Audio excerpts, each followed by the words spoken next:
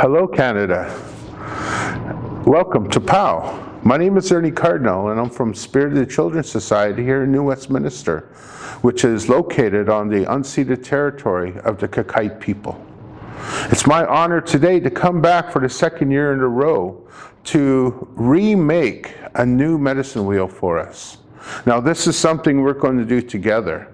It's a journey that me and you are going to walk together. It's going to be unique because our medicine wheels can never be duplicated. So if you see the video from last year, you'll see that it was a walk of medicine, a walk of acknowledgement of our nation and our territory. And I was very honored to share that time with you. Today, this walk will be a little bit different, because as you probably have noticed in the news and on the streets here in New Westminster and the surrounding area, you'll see a lot of people wearing orange. And today, we're going to talk about the little lives that we've always knew about, but now it's coming to light. Today, we have news of 751 children of unknown origin that were discovered. So today could be a day of great mourning, which it is, but it can also be a day of great anger against Canada.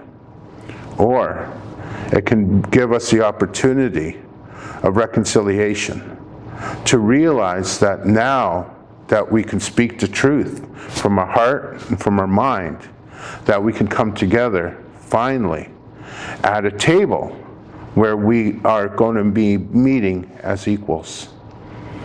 So this opportunity is at a great cost, the great cost of our ancestors who never had a chance to walk through that medicine wheel that I described last year, who would be able to grow, become strong, feel what it's like to love and laugh and have an old family and grow old and give the wisdoms that I'm sharing with you right now. They never had that opportunity because they were taken from their medicine wheel and they were put into a cold, dark place and they never returned home. So today is an honor for them. So we burned some medicine, we felt in a good way, and we as Aboriginal people and our allies who are filming us right now are going forward in a good way. Just like this picture, which encapsulates the Canadian spirit. Now, a lot of people could look at this picture and see colonizers, people that are braving their way through territories that are already there to change and to civilize. That's a picture that is now being looked at in a different light. Or you can look at it as Europeans embracing Aboriginal culture, ablazing their canoes with the medicine wheel, right? Using vessels that were brought in by the Cree people and the people of the woodlands, embracing and sharing their foods and their traditions. Without the voyeurs, we would never have the Métis people. And now myself, a Nihiao from the Cree Nation, I happily carry the Métis fire bags out of respect and the collaboration of sharing culture. So I look at this picture and I think of Canada, a country that is built in diversity, a country that is going to come together over this hard time and not forget those children, but to bring them into our heart, to burn that medicine so that we can all come together and mourn in a good way so that we can bring true change. Now, through change, we have to do it by finding that balance. But to find balance, you're going to have to learn the teachings. I will bring these teachings back onto our table together. And for a lot of people out there, they're going to look at this medicine wheel and they're going to agree and they're going to go, yes, that is a medicine wheel. But for a lot of other people, they're going to see this and they're going to go, that is my medicine wheel. This is my teachings. So we're going to see different ways to find balance. Now, because things are going to be a little different, that doesn't mean that one side is right and one side is wrong. That doesn't mean that there's a gray area. That just means that it's the same rock. It just is how you look at it. Because a medicine wheel is a mirror. When you look at a medicine wheel, you're looking at yourself and you're looking at your ancestors. You're looking at everything in your universe, the way you conceive it and the way you perceive it. So, the teachings that you have may be different. So I'm going to share my teachings from my family, from my elders that I've learned from through my many, many years walking on Mother Earth. So, we always start right in the center.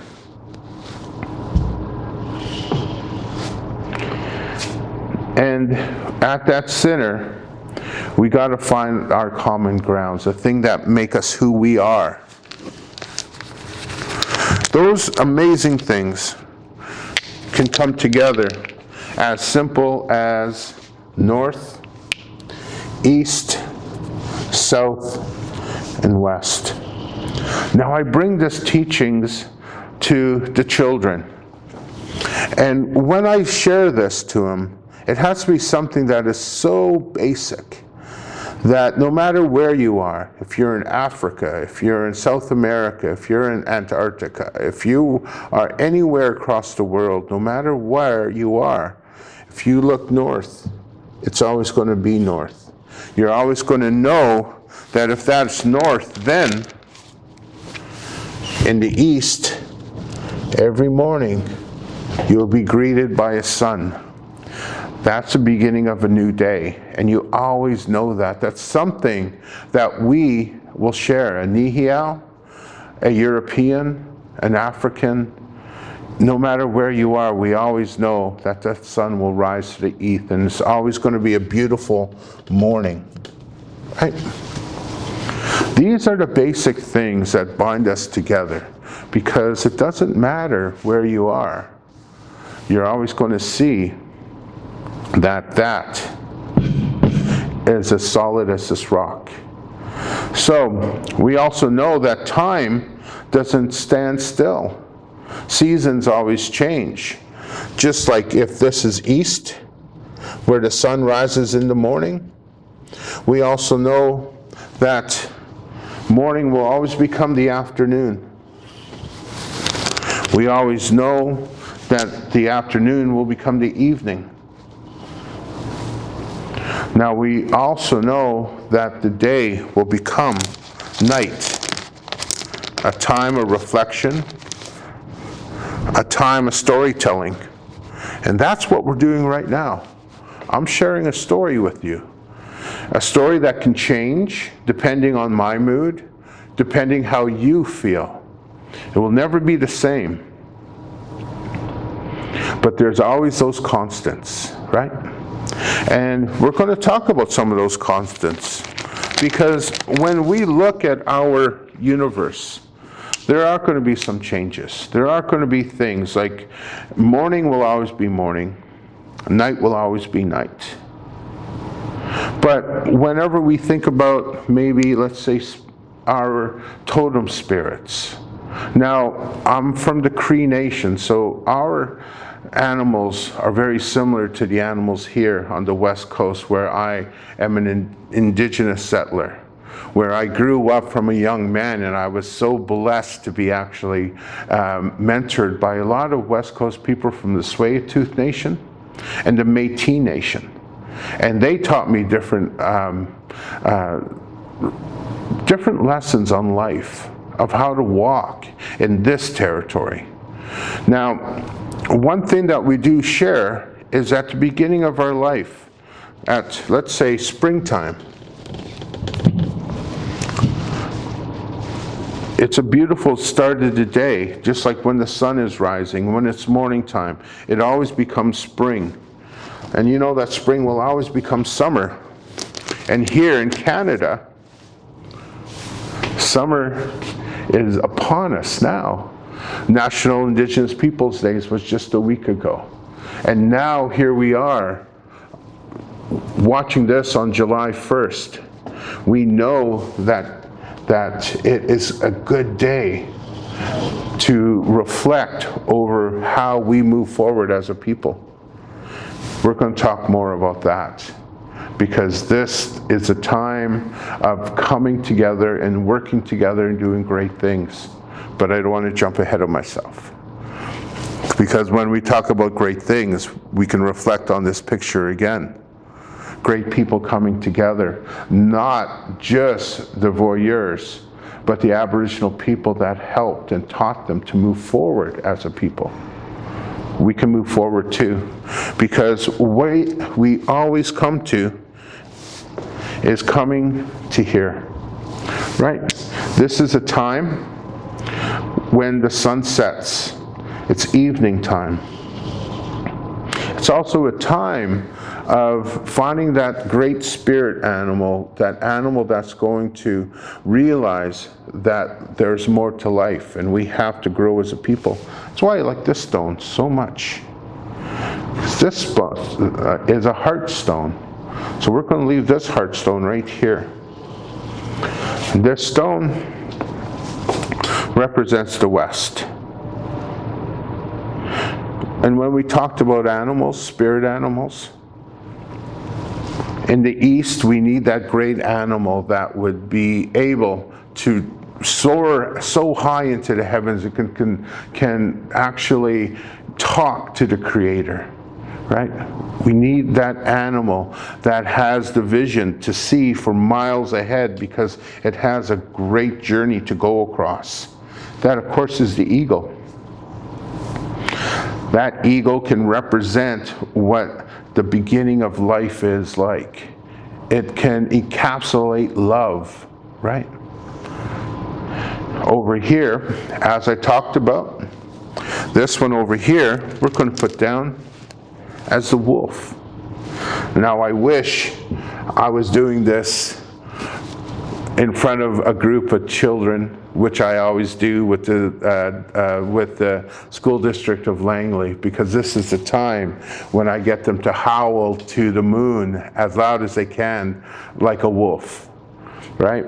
So maybe you can do me a favor, and if you hear this lesson, then I want you to take a moment, look up to the sky and howl as loud as you can, right?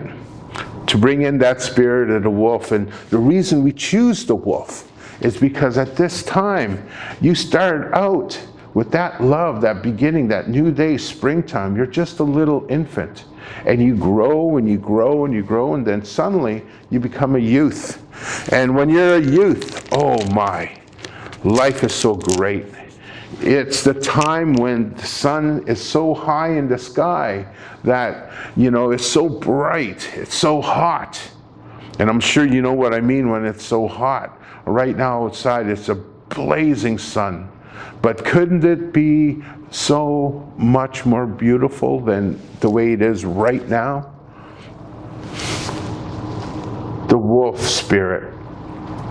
That's a time when youth really go onto that journey, and they realize that they can either be a lone wolf, where they could seek out their own solitude, find a hilltop at the night and howl to that moon, that lone wolf. Or that same wolf can realize the importance of community and family and find its wolf pack. And when they have that wolf pack, they can do great things, like being able to go through an unknown territory, through rapids, right? Where you don't know what's happening around that corner, but yet with your brothers, you're able to work together and build a strong nation, right? But that nation definitely cannot be built by themselves. That pack is always together. And the Aboriginal people are always there teaching and guiding. And that's where we come here, to Spirit of the Bear. I love these stones. They remind me of what the bear spirit is, and that is the heart stone. Because when you become a bear spirit, you got to start learning to stop thinking about yourself and start thinking about your community. Start thinking about things that are more important than themselves. I talked about this foundation, this teaching of the medicine wheel, and it being a mirror. This mirror, we can look at ourselves through this mirror. And when you're a child, this mirror is you. You are the center of that universe. And if you're lucky and you decide to find that wolf pack so you can braze through uncharted territories, well, maybe you're lucky and you can actually find friends to join you. That mirror has suddenly grown to be great. But sooner or later, when you get to be an adult, you're going to find that notion where maybe it's not about you and your friends. Maybe it's about your child. Maybe it's about the family that you're building for your community, right?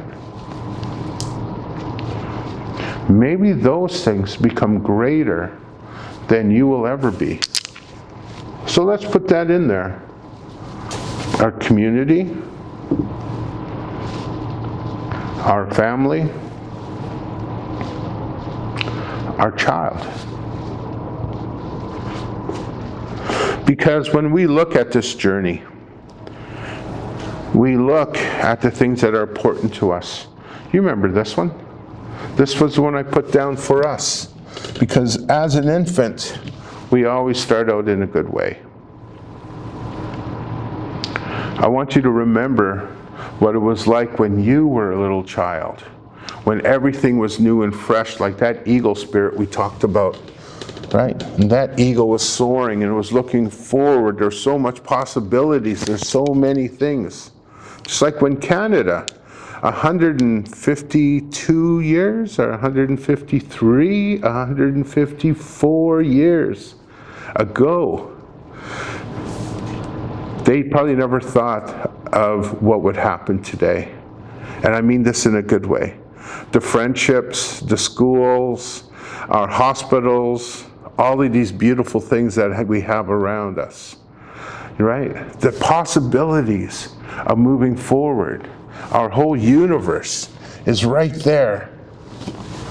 I love that because our universe is so condensed. In it, we're lucky because we have the possibilities of great things, but we also have that love, which I spoke about many times for this area. And that love is brought by our parents, our mother, our father. Maybe we're lucky because in the Cree, our parents were vital to our love and our understanding, but we also embraced our extended family because they weren't an extended family. They were as important as our mom and dad. So our uncles, our grandparents, they were responsible for our growth and our development. So our community was so important. And that was the reason why over here,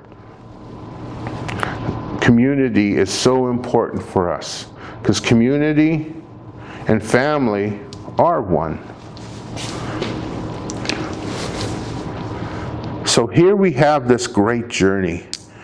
We're a little bitty infant walking along, looking around, right? Filled with joy, love, security, everything. Life is great, right? If we're even lucky, like myself, you'd probably even have a pet, a little furry animal, My mother told me that when I was a little boy, we had a lot of Labrador retrievers because we grew up in the bush. They worked with my father to actually get the beavers out of the water, right?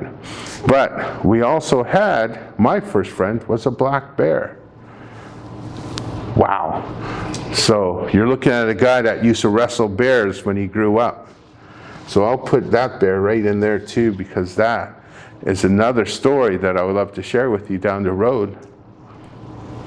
Everything's going great, right? Now, when we get to this point of our life, suddenly our world just explodes, right? Our universe explodes. Like a Big Bang Theory, right? We were all comfortable, we all had our love, and then suddenly, bang! It exploded. Now, we can look at this in a good way and a bad way, right? There's still the love. We still have our relatives, our community guiding us, teaching us. But what I love about this is we suddenly get to the point of young adulthood. And that's the time of the wolf, where we find our pack, we find our way of mastery. And what I love about this time is this is when we find our friends. And that is why I love doing this in a schoolroom. Because in there, I always ask the children to say, who is your favorite friend, right? Or a good friend. Then I always hear, Melissa, or Annalisa, or Carly, or Rob McCulloch. Right? You get all of these amazing people that suddenly become part of your life, right? And they help us, they grow, they move us forward, they challenge us to be the best we can be. And that is what a wolf pack really needs us to do, to challenge us, to push us, to give us those healthy challenges, to do healthy risks. That is why being a young adult is important. And if you're lucky, right here, you might be lucky to find that true love and connect it to a heartstone. Now maybe that young woman, that young man is going to come into your life and change your life. And maybe you will find that you will become a parent yourself. Wow. When we talked about how the universe can explode, can you imagine what this one will do to your life? Suddenly, things are going to be a lot more important. Suddenly you're going to start thinking about, how clean is my water going to be for my child? How clean do we need our air to be? But how am I going to be able to work in an environment in a good way, but be able to provide for that family? These are questions that need to be addressed, especially in our community, because, well, let's face it, we have to find that balance, right? The only thing about finding balance is, take a look at our medicine wheel right now. We haven't even completed it, but yet we're asking ourselves great questions, amazing questions, because we're adults now. We have to start being reflective into ourselves. We have to start thinking about other people. But how can we do that if we don't have our knowledge yet? We are a circle that's not finished yet. We got to find that wisdom, and we got to find those storytellers, because our storytellers are our elders. And what I love about our elders is, even though they may be far and away, my mother, my elder, the person that holds my heartstrings, she's all the way in Grand Prairie, Alberta, and I hope right now, Mommy, you're watching me. right? Because I always need that wisdom, that line, because we're all connected, right? And if I want to walk in a good way, then I need her to be connected with me, so we have those stories. Now this is starting to look like a medicine wheel that I can be proud of. That is something that me and you are building together. Because like I said, every day we walk, we don't walk in the exact same steps as our ancestors.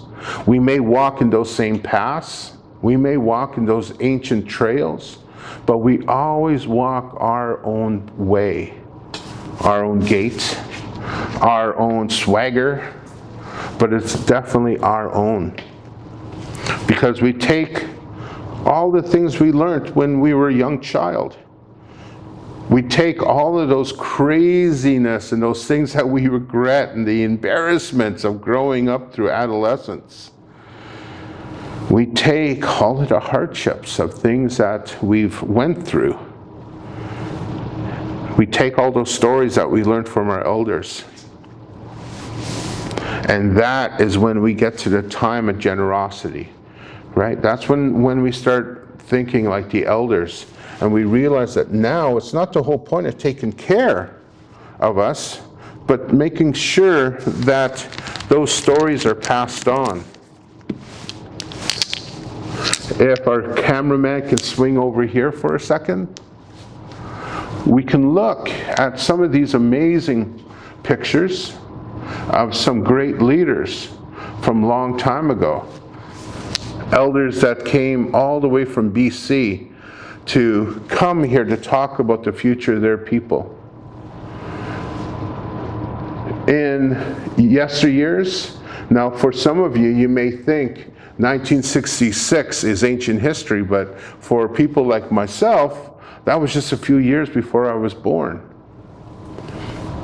But these people walked the path, these ancient paths. They blazed trails so that great leaders like Chief Larrabee can come forward and lead her people with stories and legends of her history, of all these great people, so that we can sit here on these unceded territories and share these stories. So we will put this one for Chief Larrabee. We'll put this beautiful stone for her ancestors that gave her the courage and the determination to move forward, so that the Kakite people will always be here, not just ghosts, but actual living, breathing people with a great culture. A culture doesn't have to be extinct. A culture doesn't have to go away because another culture is on top of it. No, it will disappear if you let it. Chief Larrabee never let it. I will never let it. All of my friends and my co-workers, the Spirited Children, my allies here at the Cultural Museum, they won't let our culture die. Oh, Canada, at a time of our hardest, darkest times, this is a time that I smile and I think of Chief Dan George's speech, and I know that we will rise out of the ocean like a thunderbird. And we will use the tools all around us so that our people will grow. We will listen to our stories from our elders. We will learn from the histories from our books. We will learn from teachers from all around the world so that we become the best we can be. So Canada, like this rock that has been here for a millennia, since time immemorial, we will be here. Now, the thing I like about this Canada is on this day, this very important day, a time when a lot of people would like to take this rock that represents Canada and throw it over there. But no, at this time, I believe Canada needs to be right here. Because we need a time to not be